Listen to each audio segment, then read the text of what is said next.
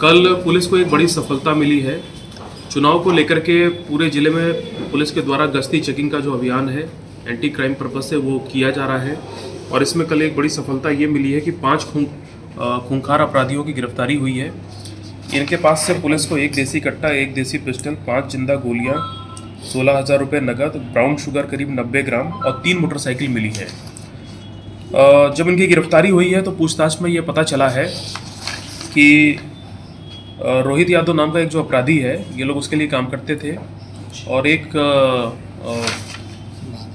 उस मॉल में एक जगह है, वहाँ पे एक ज़मीन को कब्जा करने के लिए ये सब लोग हथियार लेके वहाँ पहुँचे हुए थे और इसकी सूचना पुलिस को हम लोग को पहले से थी और जैसे ये सूचना मुझे मिली तो मेरे द्वारा तुरंत STPO सदर 2 के नेतृत्व में एक विशेष टीम का गठन किया गया, जिसमें SHO राजनगर, टेक्निकल सेल के लोग और हमारे अन्य थाना के जो अधिकारी हैं वो शामिल थे।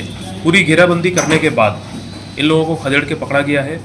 पकड़ने के बाद जब हम लोग ने पूछताछ की है तो पता चला है कि इसमें एक मोहम्मद नियाज अहमद है, जिसका नाम उजाले भी है, एक चंदन कुमार है, ये राजनगर का रहने वाला है, मोहम्मद नियाज रहीका का रहने वाला है, एक शिवम राज है, ये नगर थाना का है, एक भोला कुमार है, ये भी नगर थाना का है, एक अनिल कुमार है, ये भी राजनगर का है।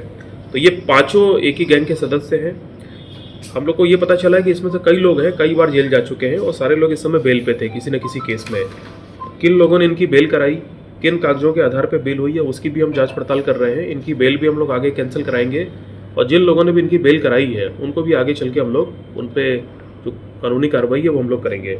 तो कुल मिला के इन लोग की गिरफ्तारी से एक बड़ी घटना वहाँ होने से पुलिस ने बचा ली है।